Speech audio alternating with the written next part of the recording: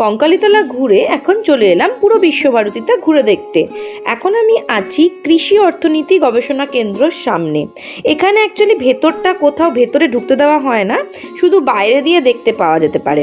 আমরা টোটো দুখানা নিয়ে নিয়েছি, আর টোটোতে করেই জাস্ট ঘুরে বেড়াচ্ছি, বাইরে দিয়ে দেখছি। আর ঠিক এই কৃষি গবেষণাগার মানে কৃষি অর্থনীতি গবেষণাগারের উল্টো দিকেই হচ্ছে প্রতীচি। তোমরা সবাই জানো প্রতীচি হচ্ছে অমর্ত্য সেনের বাড়ি, আমাদের নোবেল পুরস্কার জয়ী অমর্ত্য সেনের বাড়ি। এই যে তোমরা দেখতেই পাচ্ছ প্রতীচি, নামটাও খুব সুন্দর তাই না? আর এখান থেকে এখানেও ঢুকতে দেওয়া হয় না, দেখতেই পাচ্ছ এখানে গেট দেওয়া। তো দূর থেকেই তোমাদের জন্য বাড়িটা একটু জুম করে দেখাচ্ছি। দেখো এখানে এখন কেউ থাকে বলে তো আমার মনে হচ্ছে না। তো যাই হোক, এখন এখানটা জাস্ট ঘুরে ঘুরে আমরা টোটো করেই দেখব, কারণ আগে বিশ্বভারতীতে পুরো এইসব জায়গায় ঢোকা যেত, কিন্তু এখন এই করোনার সময় থেকে বিশ্বভারতীতে কোনো কিছুতেই এই যেমন কলা ভবন বা সঙ্গীত ভবন কোথাও ঢুকতে দেওয়া হয় না। তাই জন্য বাইরে থেকেই অগত্যা দেখতে হবে। এইরকম বাইরে থেকে দেখতে খুব একটা মজা কিছু লাগছে না যদিও, তবুও বিশ্বভারতী বলে কথা, একটু তো ঘুরে দেখতেই হবে। তো এই দেখো দূর থেকে দেখাচ্ছি, এই যে দেখো এখন আমরা পাস করছি বিখ্যাত চিত্রশিল্পী নন্দলাল বসুর বাড়ি। এরকম অনেক বিখ্যাত শিল্পীদের বাড়ি কিন্তু এখানে বিশ্বভারতীতে রয়েছে। এই যে এখন আমরা রয়েছি সঙ্গীত ভবনের সামনে। এখন সঙ্গীত ভবনের এই প্রেমিসেসটাতেও ঢুকতে দেওয়া হয় না, এই দূর থেকেই যা দেখতে পাচ্ছি এইটুকুই। আর টোটো খুব একটা বেশিক্ষণ কোথাও দাঁড়াবেও না, দাঁড়ানোর নিয়মও নেই। আচ্ছা, এখন যে আমরা পাস করছি এই একটা স্কাল্পচারের পাশ দিয়ে, স্কাল্পচারটা তোমরা দেখতে পাচ্ছ, এটা নন্দলাল বসুর তৈরি করা একটা আদিবাসী মেয়ে ধান ঝাড়ছে। মাথাটা নেই এখানে আদিবাসী মেয়েটির, দেখো, কারণ নন্দলাল বসু এই স্কাল্পচারটা তৈরি করার সময় মাথাটা তৈরি হওয়ার আগেই মারা যান। এই সব স্কাল্পচারগুলো কিন্তু কলা ভবনের যে প্রেমিসেস, এই প্রেমিসেসের মধ্যে রাখা আছে। এখানে দেখো আরেকটা বিখ্যাত স্কাল্পচার, এটা শিল্পী রামকিঙ্কর বেজের তৈরি। এখানে একটা আদিবাসী পরিবারকে দেখানো হয়েছে।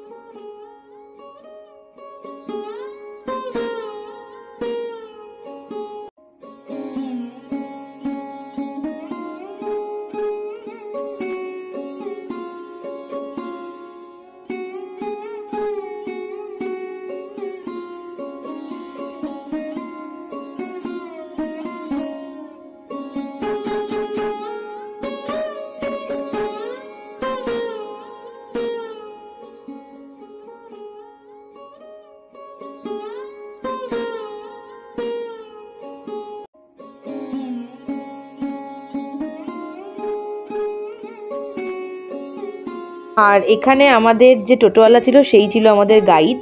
আর এখন আমরা এই রবীন্দ্র ভবনের পাশ দিয়ে পাস করছি। আর এই যে এখন আমরা চলে এলাম ছাতিমতলার কাছাকাছি। শান্তিনিকেতনের ছাতিমতলা একটা ফেমাস জায়গা। ছাতিমতলায় এখানে দেবেন্দ্রনাথ ঠাকুর বসে, মানে মহর্ষি দেবেন্দ্রনাথ ঠাকুরের কথা বলছি, রবীন্দ্রনাথ ঠাকুরের বাবা বসে মেডিটেশন করতেন। রবীন্দ্রনাথ ঠাকুরও এখানটায় বসে মেডিটেশন করতেন এবং তার সাথে সাথে ছাত্রদেরকে শিক্ষা প্রদানও করতেন। খুব সুন্দর একটা জায়গা। ভেতরে তো আগে ঢুকতে দিত, এখন যা বললাম করোনার সময় থেকে ঢুকতে দেওয়া হয় না। ঢুকতে দিলে জায়গাটা ঘুরে দেখতে পারলে আরও ভালো লাগতো।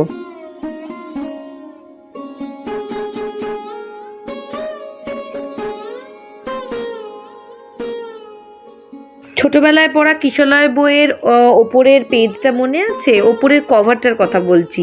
দেখো তো এই বটগাছটার সাথে কোনো মিল পাও কি না? এই বটগাছটার দেখেই নাকি তখন এই কিশলয় বইয়ের এই ওপরের কভারটা প্রতিচ্ছবি রবীন্দ্রনাথ ঠাকুর এঁকেছিলেন।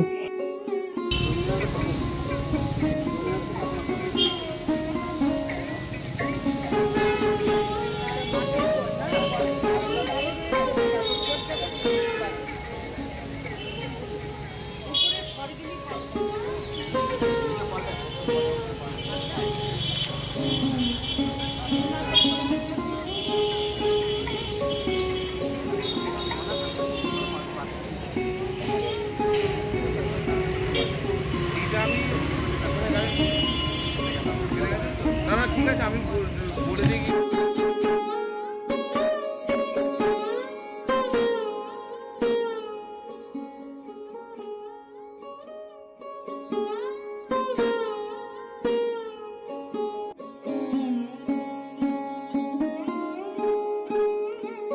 বিশ্বভারতীটা মোটামুটি ঘুরে দেখা আমাদের হয়ে গেল। এবার আমরা এখন যাচ্ছি লাঞ্চ করতে, অনেকটাই বেলা হয়ে গেছে, তো এবার আমরা একটু লাঞ্চ করে নেব। এই আমরা এখন আবার সোনাঝুরির হাটে এসে গেছি, এটাই তো মেন অ্যাট্রাকশন। একদিন কি আর সোনাঝুরির হাটে এসে মন ভরে বলো, তাই জন্য আবার চলে এলাম সোনাঝুরির হাটে। তো আজকে আর সেরকমভাবে সোনাঝুরির হাটের ভিডিও করছি না, কারণ আজকে একটু শপিংয়ে বেশি করে মনটা দেবো, তাই জন্য এখন শপিং টপিং করে একবারে তোমাদের সাথে কথা বলবো আবার হোটেলে ফিরে। এই জাস্ট হোটেলে ফিরলাম সোনাঝুরি থেকে। সোনাঝুরিতে কেনাকাটি করতে করতে এত মুশকিল হয়ে গেছিলাম যে ভিডিও করার কথা মাথা থেকে উবেই গেছিল। তো দেখো না, এখন পুরো চারিদিকে সব যা যা কিনেছি সব নিয়ে বসেছি গোছানোর জন্য, কারণ কালকেই ফিরছি, কালকে ট্রেন, তো সকালবেলা তো ওরমভাবে সময় পাবো না, তাই জন্য এখনই সব কিছু নিয়ে বসেছি, গোছগাছ করি। দেখবে পুরো একদম চারিদিকে কেমন ছড়িয়ে ছিটিয়ে বসেছি, দাঁড়া তোমাদের দেখাচ্ছি। এ দেখো সব এগুলো শপিং হয়েছে, এই শপিংগুলো এবার সব গোছগাছ করছি। এই যে এদিকে এবার এখানে এরম করে করে ভাঁজ করে রাখছি। তো অনেক কিছু কিনেছি, আরও কিছু আছে জিনিস যেগুলো ওই ঘরে আছে, মায়ের কাছে, মায়ের রুমে আছে, ওগুলোও সব নিয়ে আসবো। আস্তে আস্তে আস্তে আস্তে সমস্ত কিছু ভাঁজ করে সেটেল ডাউন করব। আর অনেক কিছু কিনেছি, কী কী কিনলাম সোনাঝুরি হাট থেকে আর কত করে কিনলাম সেটা নিয়ে আমি একটা আলাদা ব্লগ বানাবো। সেই ব্লগটা যদি দেখতে চাও তাহলে অবশ্যই কিন্তু জুড়ে থেকো আমার চ্যানেলের সাথে। তো চলো আজকের এই ব্লগটাও দেখতে থাকো, এখনই দাঁড়িয়ে টানছি না, আর একটু সময় আছে। গোছগাছ করে আবার নিচে চলে এলাম এই দুটোর টানে।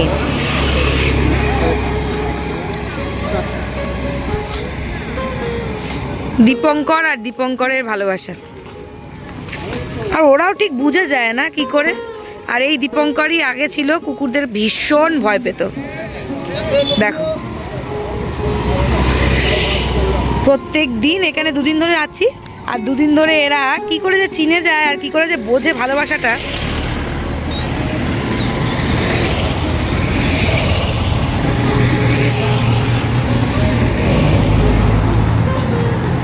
চলো আজকের এই ব্লগটা এখানেই এন্ড করছি, খুব শিগগিরই ফিরছি আমাদের ফ্যামিলি ট্রিপের নেক্সট ব্লগটা নিয়ে। তো সবাই খুব জুড়ে থেকো পাঁচফোড়ন বাই অঙ্কিতার সাথে। আর কেমন লাগছে ব্লগগুলো অবশ্যই কিন্তু আমাকে কমেন্ট করে জানিও, তোমাদের কমেন্টের আশায় থাকি, তোমাদের কমেন্ট পেলে আমার খুব ভালো লাগে, একটু এন্থু পাই এই আর কি।